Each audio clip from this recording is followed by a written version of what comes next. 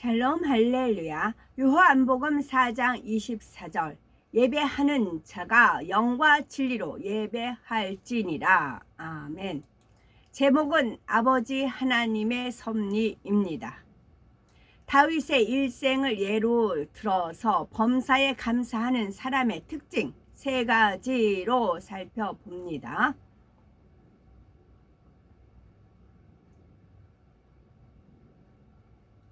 첫째, 아버지 하나님께서 가장 좋은 것을 주시는 분임을 믿습니다.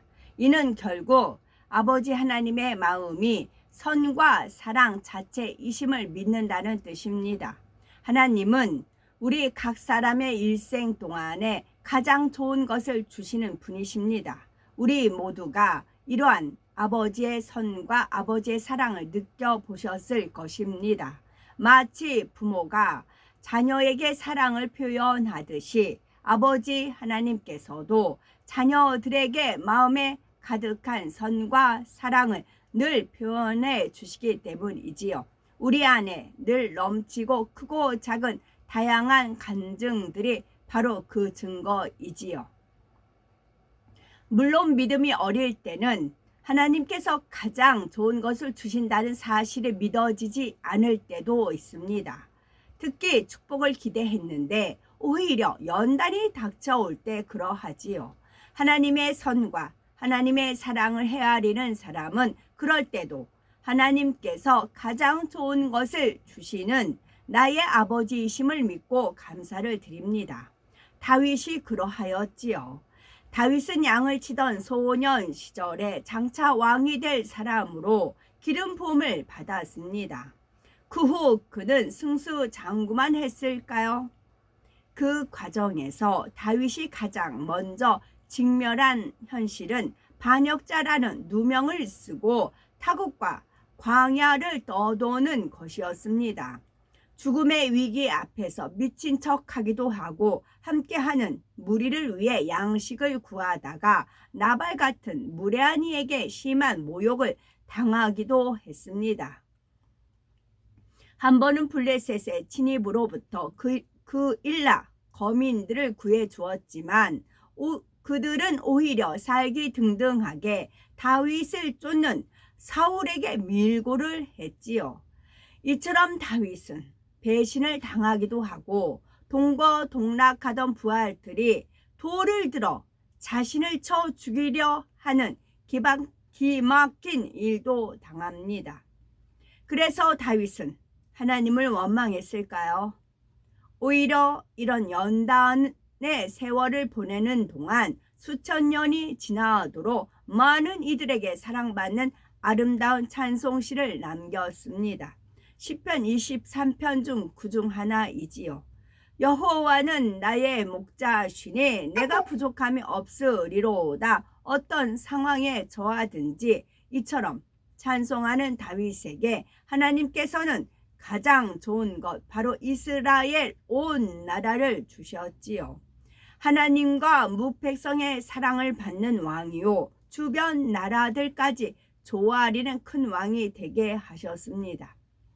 하나님께서 우리에게 주기 원하시는 가장 좋은 것은 무엇일까요? 바로 영혼이 잘 되는 축복입니다. 그러기까지 연단이 따를 수도 있습니다. 그러나 연단은 결국 참 마음과 온전한 믿음을 갖게 하시는 축복의 과정이지요. 그러므로 치료받고 축복받고 형통할 때만 아니라 어려움을 겪을 때 마음의 소원이 더디 이루어지는 것처럼 보일 때도 결국은 가장 좋은 것을 주시는 아버지 하나님이심을 믿어야 됩니다.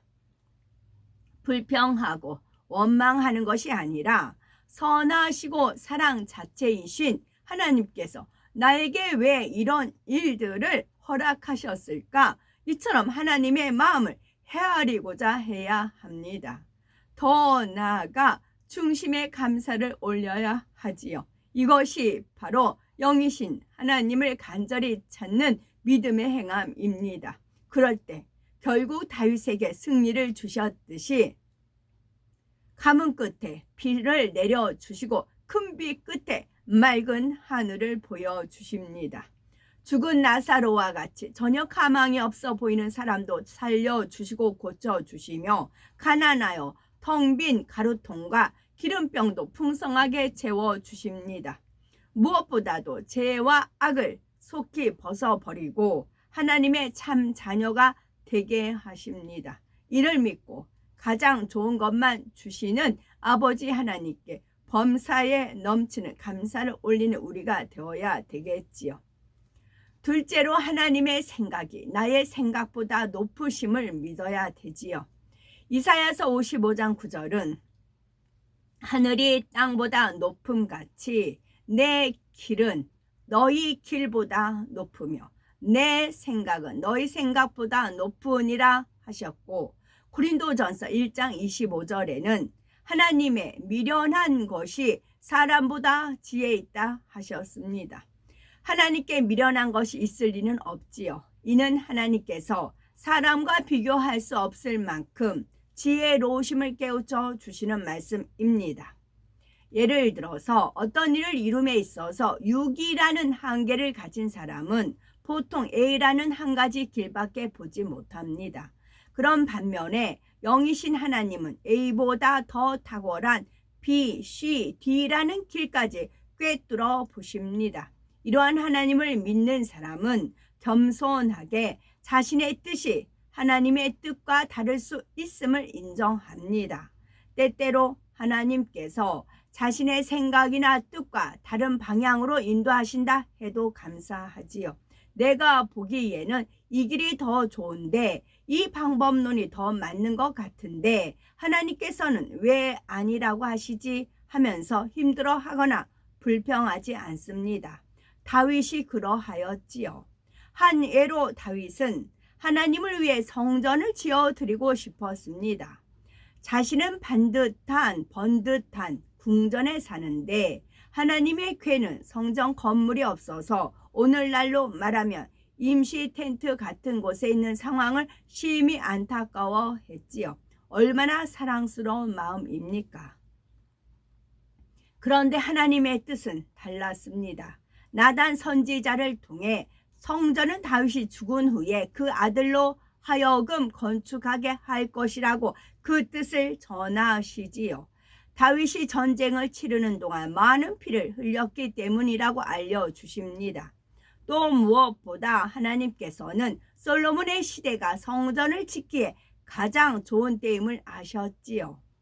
이에 다윗은 어떻게 반응하였을까요? 나에게도 충분한 부와 권세가 있는데 왜 나의 때에 건축하지 못하게 하시나 하고 서운해하거나 하나님의 뜻을 거스르려고 하지 않았습니다. 비록 성전을 봉헌할 수는 없었지만 다윗은 하나님의 성전을 사모하는 마음으로 필요한 재료를 정성껏 준비하고 찬양대, 성전 봉사자 등의 조직과 제도를 미리 마련했지요. 이처럼 다윗은 영적으로 어린아이였습니다.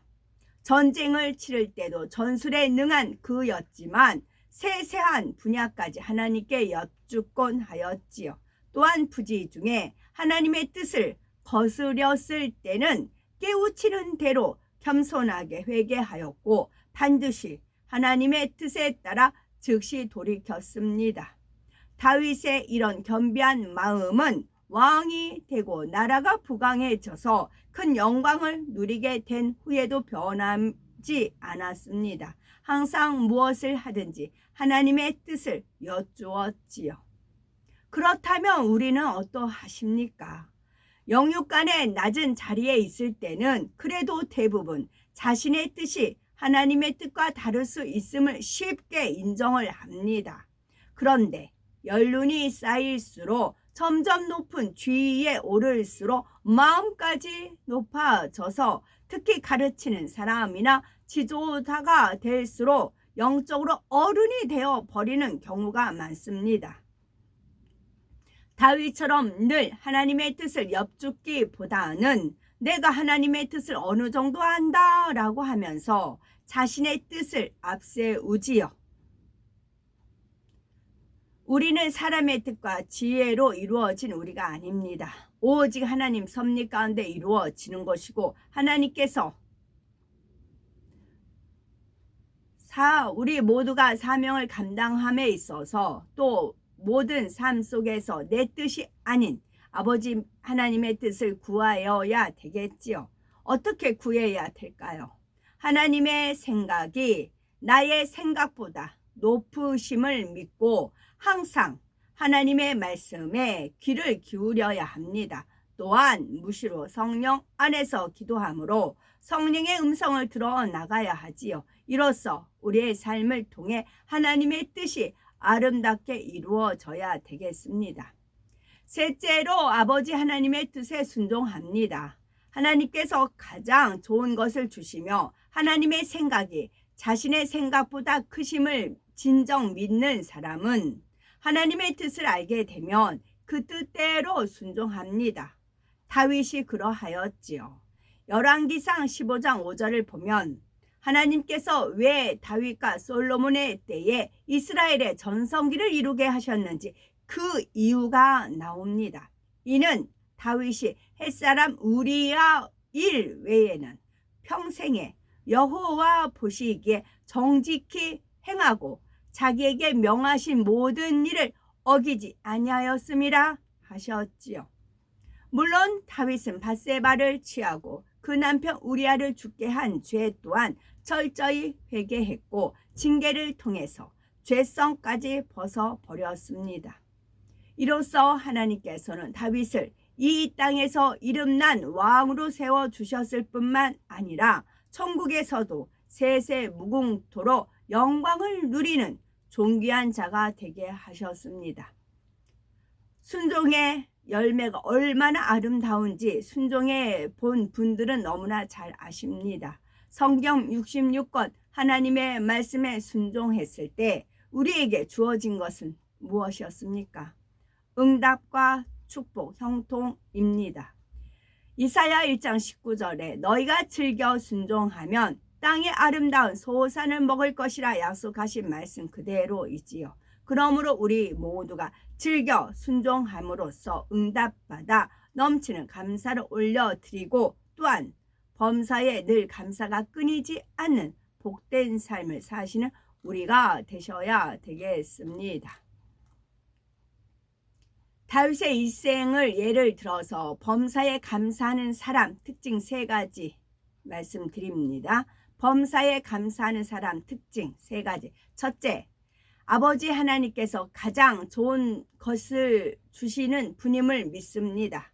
둘째, 하나님의 생각이 나의 생각보다 높으심을 믿습니다. 셋째, 아버지 하나님의 뜻에 순종합니다. 아멘.